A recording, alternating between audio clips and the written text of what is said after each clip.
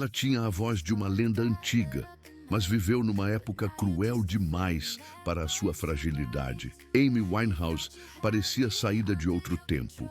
Havia nela jazz, soul, tristeza, ironia e uma verdade que poucas cantoras conseguem carregar numa só frase. Mas o mundo não a tratou apenas como artista, tratou-a como espetáculo.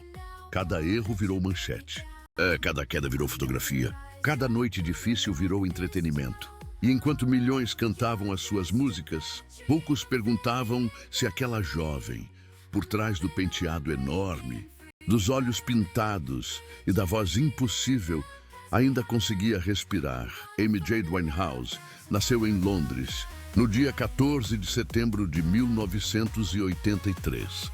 Cresceu no norte da cidade, numa família onde a música tinha presença forte. O pai, Mitch, gostava de cantar. A mãe, Janice, trabalhava como farmacêutica.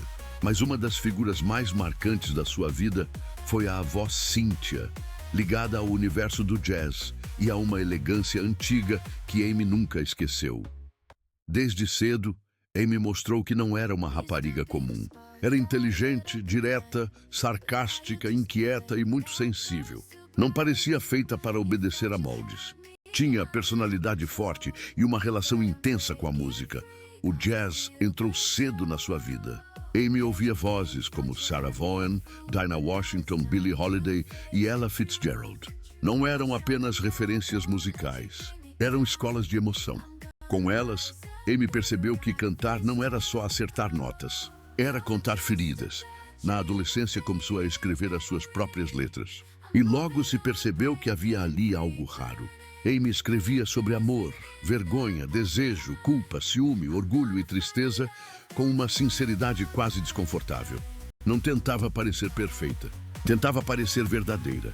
Antes de ser uma estrela mundial, era uma jovem de Camden com uma voz grande demais para a idade que tinha. Em 2003, lançou o primeiro álbum, Frank. O título já dizia muito. Frank significa franco, direto, sincero. E era exatamente isso que Amy parecia querer ser. Nada de princesa pop, nada de imagem limpa, nada de artista fabricada para agradar a todos. Frank não a transformou logo numa superestrela mundial, mas mostrou ao Reino Unido que havia ali uma cantora diferente. A voz era poderosa, mas não era apenas potência. Era intenção, pausa, ironia e dor. Amy sabia cantar como quem estava a conversar contigo numa mesa, de madrugada, depois de uma discussão que ninguém venceu. Mas foi com Back to Black, lançado em 2006, que tudo mudou. O álbum parecia música antiga com dor moderna. Tinha soul clássico, arranjos elegantes, letras brutais e uma honestidade que cortava fundo. Amy cantava relações falhadas, dependência emocional, amor destrutivo e orgulho ferido, como se cada música fosse uma página arrancada da própria vida. Rehab tornou-se um hino. A primeira audição parecia uma música rebelde, quase divertida. Mas com o tempo, aquela recusa começou a soar como um pedido de socorro, escondido atrás da ironia. You Know I'm No Good mostrava culpa e desejo. Back to Black parecia luto transformado em cerimônia. Love is a Losing Game soava como uma sentença triste, escrita por alguém muito mais velho, muito mais cansado e muito mais ferido. Amy tinha pouco mais de 20 anos, mas cantava como se carregasse várias vidas. O mundo rendeu-se. Em 2008, Amy Winehouse venceu 5 prêmios Grammy numa só noite. Foi um momento histórico. A artista que muitos viam como estranha, difícil e imprevisível tinha conquistado o topo da música mundial. Mas havia uma ironia amarga naquele triunfo. Enquanto a indústria a celebrava, a mulher por trás da artista parecia cada vez mais cercada. A relação com Blake Fielder Civil tornou-se uma das partes mais comentadas e dolorosas da sua vida. Foi uma relação intensa, turbulenta, marcada por paixão, conflitos, dependência emocional, recaídas e exposição pública. Casaram-se em 2007 e divorciaram-se em 2009. É fácil tentar encontrar um único culpado: o namorado, a imprensa, a família, a indústria. A própria Amy. Mas histórias reais raramente são tão simples. O que se pode dizer com segurança é que Amy vivia rodeada por forças que a puxavam para lugares perigosos. E uma dessas forças era a cultura cruel dos paparazzi.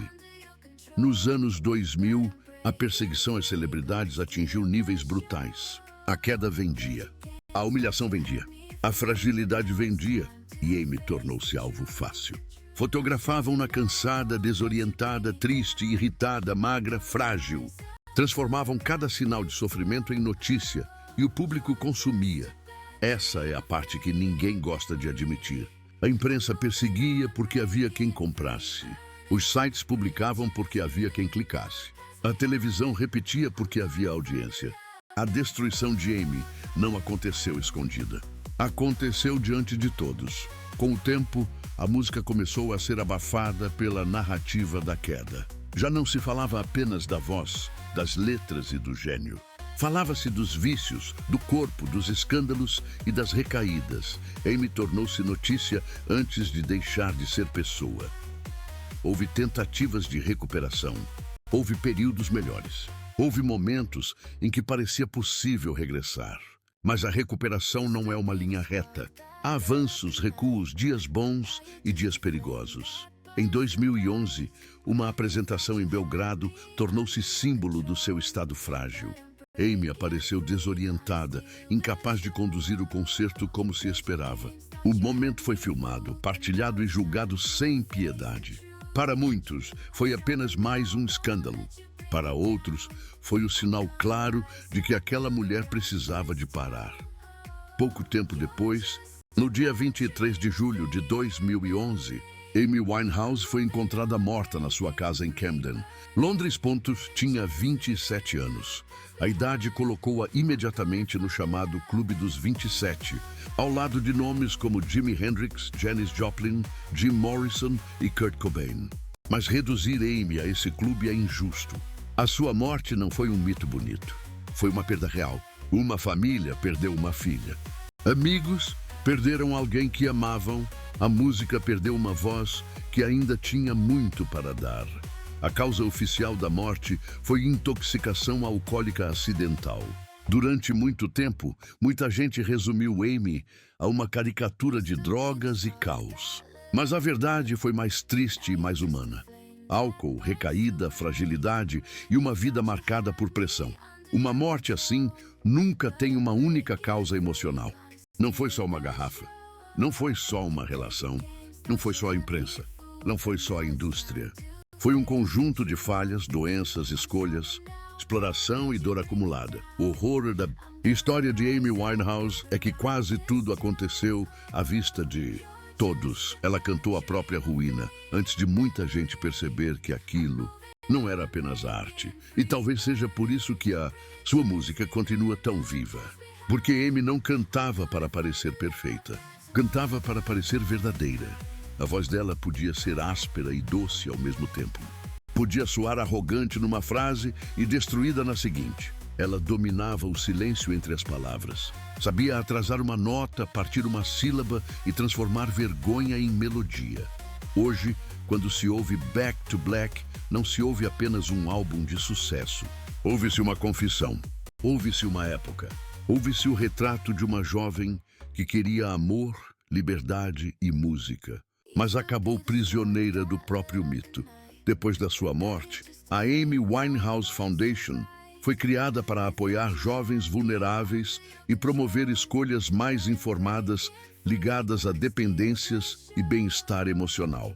É uma tentativa de transformar parte da tragédia em ajuda real. Amy merece ser lembrada pelo talento antes da queda, pela compositora que escreveu sem medo, pela cantora que trouxe o jazz e a soul para uma nova geração, pela artista que, com apenas 2 álbuns de estúdio lançados em vida, deixou uma marca que muitos não conseguem deixar em décadas.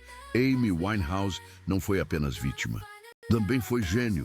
Ela não é importante porque morreu aos 27 anos. É importante porque antes disso cantou como quase ninguém. Era frágil, mas cantava com força brutal. Era jovem, mas soava antiga. Era famosa, mas parecia cada vez mais sozinha.